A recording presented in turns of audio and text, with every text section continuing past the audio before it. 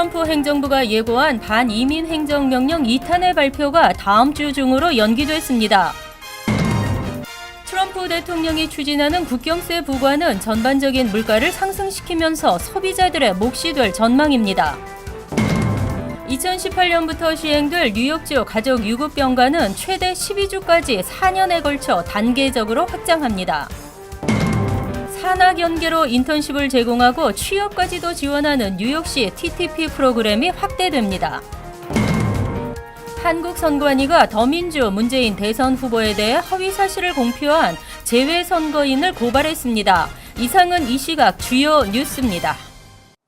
여러분 안녕하십니까? KBN 뉴스입니다. 기다리는 발표는 아니지만 행정부가 예고한 만큼 관심이 집중되고 있는 반이민 행정명령 2탄의 발표가 다음 주 중으로 연기됐습니다.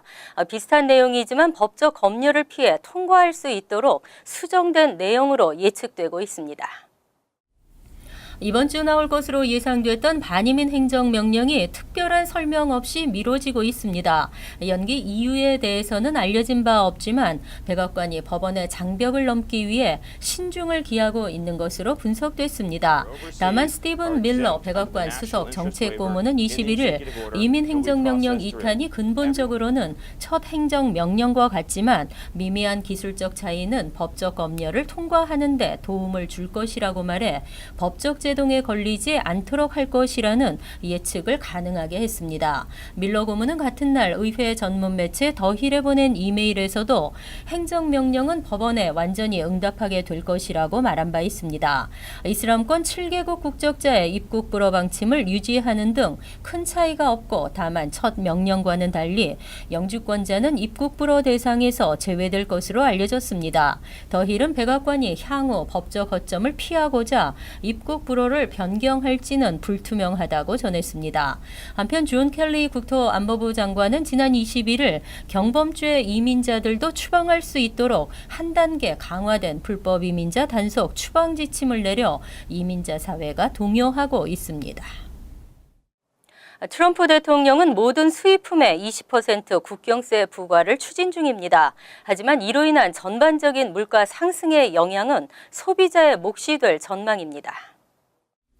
트럼프 대통령은 멕시코 국경에 장벽을 세우려는 자금으로 국경세 도입을 강조하고 있습니다. 하지만 국경세 도입은 미국 우선주의를 성공시킬 수는 있어도 세계 무역에 대학살이 발생하고 달러 강세를 유발할 것이라는 경고가 나오고 있습니다. 자동차, 휘발유, 스마트폰, 과일과 야채 등은 미국이 수입에 크게 의존하는 상품입니다. CBS 머니워치가 유엔의 세관 통계 데이터베이스를 바탕으로 분석한 결과 이들 상품은 국경세 도입 시 가격이 큰 폭으로 인상되는 것으로 조사됐습니다. 대부분 수입에 의존하는 자동차와 자동차 부품은 특히 제너럴 모터스와 크라이슬러는 부품 수입을 멕시코에 크게 의존하고 있는데 국경세 도입 시 대부분의 차량 가격은 2,000에서 3,000달러가량 인상될 것으로 전망됐습니다. 수입량이 두 번째로 많은 석유 제품도 국경세 20% 도입 시 휘발유 값은 갤런당 평균 2.82달러로 인상될 가능성이 높습니다. 또 유가 인상은 운반비 상승으로 이어지면서 전반적인 물가 인상에도 영향을 주게 됩니다. 스마트폰 가격도 국경세 20%가 부과되면 소매가는 500달러 이상으로 올라갈 전망입니다. 주요 식재료 가격도 올라 아보카도는 개당 2달러로, 토마토는 파운드당 3.60달러로, 그라운드 비프는 파운드당 5달러로 오를 전망입니다. 트럼프 행정부의 예산안 제출이 늦어지고 있습니다. 늦어도 3월 중순쯤에는 예산안을 의회에 제출할 예정으로 알려지고 있습니다. 하지만 예산안을 처리하면서도 오바마 행정부를 통제불능이라며 비난했습니다. 정부의 예산안 의회 제출 시한이 3월 14일입니다. 트럼프 대통령은 22일 3월 중순쯤까지 예산안을 의회에 제출할 것이라고 밝혔습니다. 통상적으로 2월 첫째 주 예산안을 의회에 제출해온 것으로 미루어 보면 이번 예산안 제출은 예년보다 한 달 넘게 지연된 것입니다. 연방예산국장 지명자 믹 멀버니의 인준이 늦어지면서 예산안 준비도 지연된 것으로 예측됐습니다. 하지만 트럼프 대통령은 오바마 행정부로부터 정부로부터 넘겨받은 예산이 엉망진창 통제불능이라며 그러나 우리가 잘 청소할 것이라고 말했습니다. 이번 예산안은 연방의 수입과 지출에 대한 포괄적 내용을 담고 있습니다. 트럼프 행정부는 향후 10년간 GDP 성장률을 3에서 3.5%로 예상하는 경제 청사진을 그리고 있습니다. 의회 예산처에서는 2021에서 27년의 연간 경제 성장률 전망치를 1.9%로 연방 준비제도는 장기 성장률을 1.8%로 추산했습니다. 트럼프 대통령은 돈을 매우 신중하게 사용할 것이라며 우리는 더 적은 예산으로 더 많은 일을 해야 하기 때문에 부적절한 지출을 멈추고 마지막 1달러까지 아껴야 한다고 말했습니다. 한편 예산안을 보면 정부의 향후 국정 운영 방향과 세부적인 중점 추진 과제 등을 파악할 수 있습니다. 앤드류 쿠오모 뉴욕 주지사가 가족 유급병가 시행안을 확정 발표했습니다. 내년 1월부터 4년에 걸쳐 단계적으로 확장한다는 계획입니다. 뉴욕주는 22일 2018년부터 최대 8주간 직장인들에게 가족 유급병가를 주도록 하는 법안을 발표했습니다. 쿠오모 주지사는 사랑하는 가족을 돌봐야 하는 경우에도 대부분의 직장인들이 생계와 직장을 잃을 걱정에 쉽게 병가를 내지 못한다며 환영의 뜻을 밝혔습니다. 법안에 따르면 직원은 가족 구성원의 간호나 치료를 위해 병가를 이용할 권리가 있으며 임금의 일정 부분을 받고 복직도 보장됩니다. 법안은 단계적으로 내년 1월 1일부터는 최대 8주 병가에 주급 50%를 2019년과 2020년은 최대 10주로 늘고 주급은 각각 55%와 60%를 지급하며 2021년에는 병가 최대 12주로 늘어나고 주급도 67%를 받을 수 있게 점차 확대 시행하도록 했습니다. 하지만 가족유급 병가를 신청하기 위해서는 최소 26주간 풀타임 근무나 175일간 파타임으로 일했어야 합니다. 적용 대상은 12개월 이하 신생아를 둔 부모, 심한 병으로 간호가 필요한 자녀, 부모, 조부모를 둔 직원과 군복무를 하는 배우자나 자녀, 부모를 둔 직원입니다. 앞으로 뉴욕주 내 모든 개인 사기업에서는 새 가족유급 병가 제도가 시행됩니다. 쿠오모 주지사는 가족유급 병가에 대해 전국에서 가장 개선된 병가 제도라고 강조했습니다. 한편 오바마 전 대통령도 전국 직장인들이 유급 병가와 가족휴가 혜택을 받아야 한다며 관련 법안 제정을 촉구한 바 있습니다. NYC 테크 탤런트 파이프라인 레지던스 프로그램이 확대됩니다. 지난 3년간 실시한 결과 좋은 결과를 얻어 참여하는 업체도 늘었습니다. 뉴욕시는 23일 TTP 레지던스 프로그램의 확대 계획을 밝혔습니다. TTP 레지던스 프로그램이란 기업이 필요로 하는 테크놀로지 교육을 목표로 성적이 우수한 컴퓨터 사이언스 전공 학생들을 관련 업체와 연결시켜 인턴십 기회를 제공하는 프로그램입니다. 시 소기업 서비스국은 처음 시작했던 뉴욕 시립대 퀸즈 칼리지에 리먼 칼리지가 참여하므로 2개 캠퍼스에서 확대 운영하게 된다고 밝혔습니다. 프로그램 참여 대학은 파트너 기업이 요구하는 기술과 지식을 커리큘럼에 포함시켜 학생들이 실제 업무에 임할 때 그 생산성을 극대화할 수 있도록 돕게 되고 졸업한 학생들이 정직원으로 채용될 수 있도록 지원합니다. 2014년 시작된 TTP 프로그램이 대졸자의 평균 임금 상승과 청년 실업자 수를 낮추는 데 기여하고 있다는 평가를 받으면서 최근에는 컴퓨터 사이언스 관련 기업에 뉴욕타임즈와 휴즈, 어버나우, 피터스, 피트니스 등 협력하는 기업들이 다양해졌습니다. TTP 아카데믹 자문위원회는 올해 레지던스 프로그램 참여 학생의 수가 1,300여 명가량 될 것으로 예상했습니다. 한편 실제 TTP 프로그램을 통해 취업한 사람의 40%는 실업자였던 것으로 나타났습니다. 전문직 취업비자 연장 처리가 지연되고 있습니다. 최대 1년 2개월까지 지연되고 있는 것으로 나타났습니다. 이민서비스국은 21일 H-1B 비자 연장 신청에 대해 캘리포니아 센터의 경우 2016년 5월 16일 접수분을, 네브라스카는 2016년 9월 2일 접수분을, 버몬트 센터는 2015년 12월 7일 접수분을 처리하고 있다고 발표했습니다. 서비스 센터별로 4개월에서 1년 2개월까지 시간이 걸리고 있는 것으로 조사됐습니다. H-1B 비자 소지자는 비자 기한 만료 전에 비자 연장 신청을 했다면 비자 기한이 만료된 만료됐다고 하더라도 추방 대상이 될 수 없습니다. 비자 기한이 만료돼도 240일간 합법적 체류와 취업이 허용됩니다. 하지만 운전 면허증을 갱신해야 하는 H-1B 비자 소지자들은 어려움을 겪고 있습니다. 운전 면허증 갱신을 위해서는 합법적인 거주 사실을 증명할 수 있는 서류를 지참해야 하는데 비자 승인서 발급이 늦어지면서 갱신을 하지 못하고 있는 것입니다. 뉴욕을 포함한 대부분의 주들은 승인서 없이 운전면허 갱신을 허용하지 않고 있습니다. 한편 H-1B 비자는 3년 기한이지만 한 번 연장이 가능해 총 6년까지 받을 수 있고 H-1B 비자 신분으로 취업 영주권을 신청하는 경우는 비자 만료 후 공백이 발생하지 않도록 주의해야 합니다. 재외선거인이 더민주 문재인 대선 후보에 대해 허위 사실을 공표하고 동영상을 제작한 혐의로 검찰에 고발당했습니다. 무분별한 흑색 선전이 이어지고 있습니다.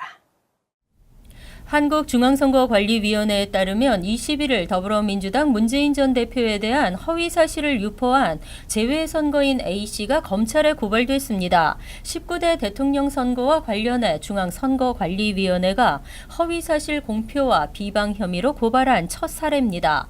브라질에 거주하는 A씨는 지난해 12월 8일 유튜브 개인 방송 채널을 이용해 제19대 대선 입후보 예정자인 문재인 전 대표의 부친이 인민군 상좌 출신이라는 허위 사실을 공표했습니다. 또 A씨는 문 전 대표에 대해 빨갱이, 짐승보다도 못한 인간 말종, 북한으로부터 조정당하는 로봇 등의 표현을 써가며 비방하는 내용의 동영상을 제작했습니다. 중앙선거관리위원회는 특별조사단을 가동, 가짜 뉴스 등 허위 사실 유포와 비방, 흑색 선전에 대응하고 있습니다. 재외선거관실은 무분별한 비방과 흑색 선전이 아닌 후보자의 공약과 정책을 올바르게 판단할 것을 당부하며 이와 같은 사례가 발생하지 않도록 주의해달라고 말했습니다. 한국에서 미국으로 외환 송금을 할 경우 현재 $2,000에서 오는 7월 18일부터는 $3,000까지 신고 의무가 면제됩니다. 이와 함께 소액 해외 송금업에 대해서도 구체적인 규정 등을 강화했습니다.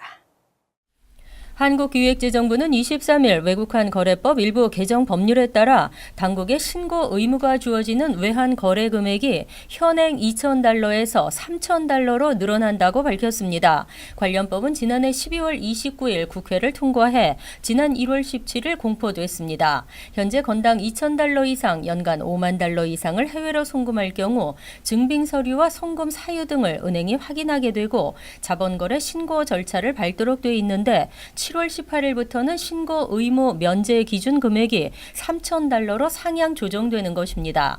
기재부는 이와 함께 소액 해외 송금업의 자격 요건과 업무 범위, 소비자 보호, 방안 등도 구체화했습니다.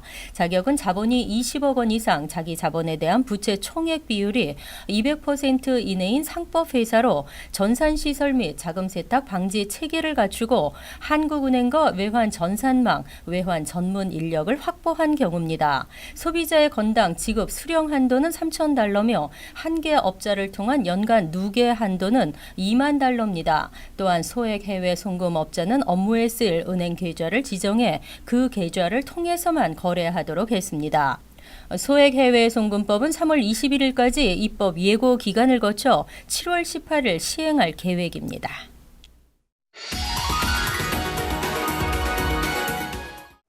이어서 LA 지역 한인사회 소식입니다. 한인사회 유력 인사인 홍명기 이사장이 오는 4월 열리는 연방 하원 34지구 선거에 출마한 로버트 안 후보에 대한 지지를 공식 발표했습니다. 홍명기 이사장은 오늘 LA 한인타운 로버트 안 후보의 선거 캠페인 사무실에서 안 후보에 대한 공식 지지 의사를 밝히고 적극적인 지원에 나설 것이라고 밝혔습니다. 특히 홍명기 이사장은 한인사회 정치력 신장을 강조하며 한인 하원 의원의 선출을 위해서는 한인들이 투표권 행사가 무엇보다 중요하다고 강조했습니다. 이 기회가 다시는 오지 않습니다. 이 기회를 이용하셔서 우리 로버트 안을 우리 국회에 보내는 여러분들이 되기를 간절히 바랍니다. 한편 연방하원 34지구는 LA 한인타운을 포함해 리틀도쿄, 다운타운 등을 관할하고 있으며 오는 4월 4일 보궐선거 투표에서 1위와 2위를 기록한 후보만이 6월에 치러지는 본선에 진출할 수 있습니다. 헝가리의 수도 부다페스트가 2024년 올림픽 유치 신청을 철회하기로 결정했습니다. 이로써 올림픽 개최 경쟁은 LA와 프랑스 파리의 2파전으로 압축됐습니다. 헝가리 올림픽위원회는 오늘 부다페스트가 올림픽 유치 경쟁에서 물러나기로 결정했다고 공식 발표했습니다. 정부 관계자에 따르면 부다페스트의 복잡한 정치적, 경제적 상황과 시민들의 적지 않은 반대 의견 등이 유치 신청 포기로 이어진 것으로 알려졌습니다. 한편 올림픽 유치 경쟁이 LA와 파리로 좁혀진 가운데 일각에서는 LA시가 테러 대비 등 치안 문제에서 파리보다 준비가 잘 되고 있다고 평가하며 올림픽 개최지로 선정될 가능성이 높아졌다고 분석했습니다. 월드리포트입니다. 벨기에 출신 세계적인 모델이 자신의 비밀을 폭로했습니다. 성이 생물학적으로 결정되는 것이 아니라는 주장인데요. 여성도 남성도 아닌 간성이 있음을 알렸습니다. 때론 여성스럽다가도 때론 카리스마가 넘치는 팔색조 모델 한느. 유명 패션쇼의 런웨이를 휩쓸고 있는 벨기에 출신의 세계적인 패션 모델입니다.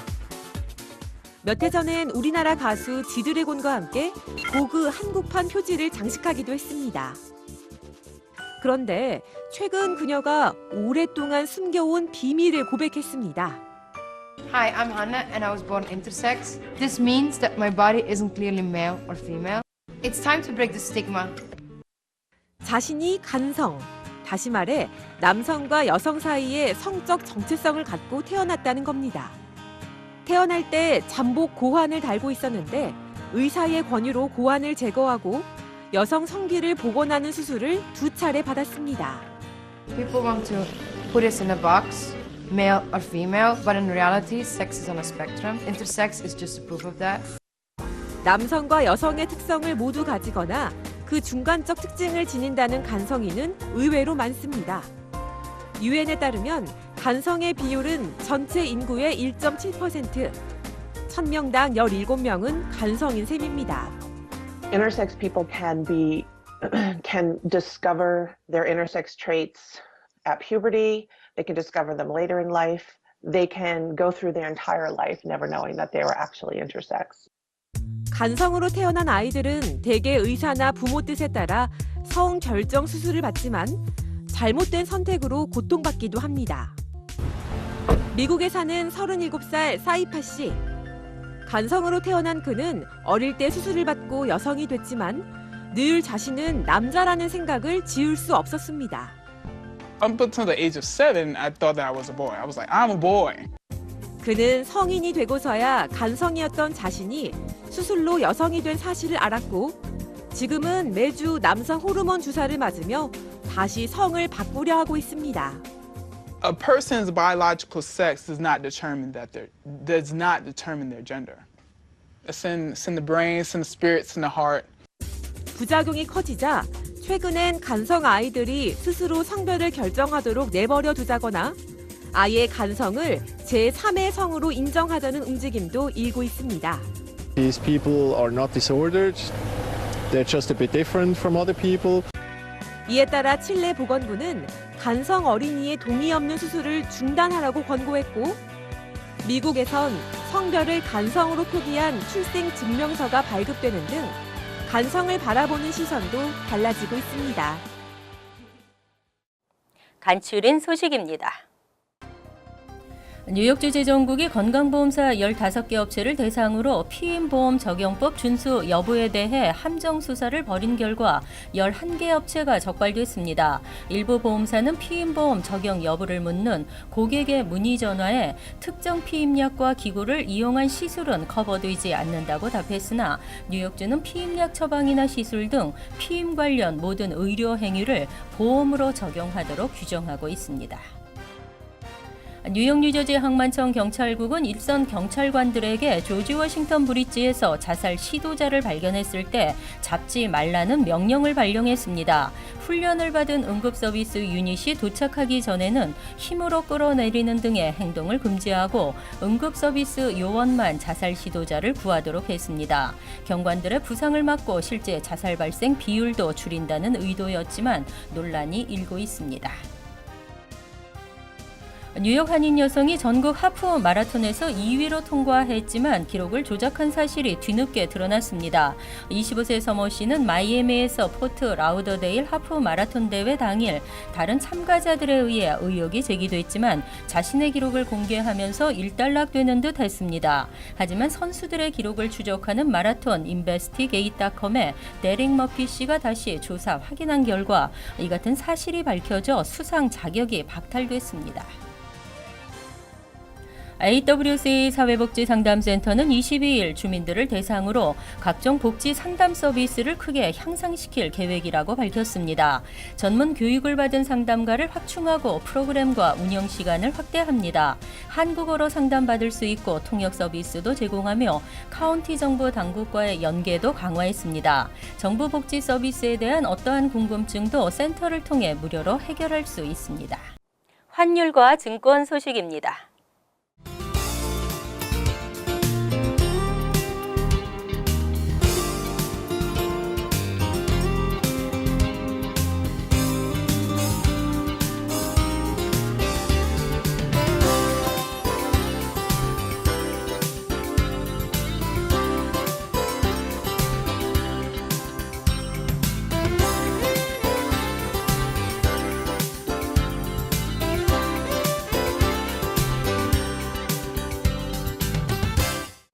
이어서 날씨입니다. 금요일은 오전 중 안개가 끼겠고 차차 맑아지면서 푸근한 날씨가 예상됩니다.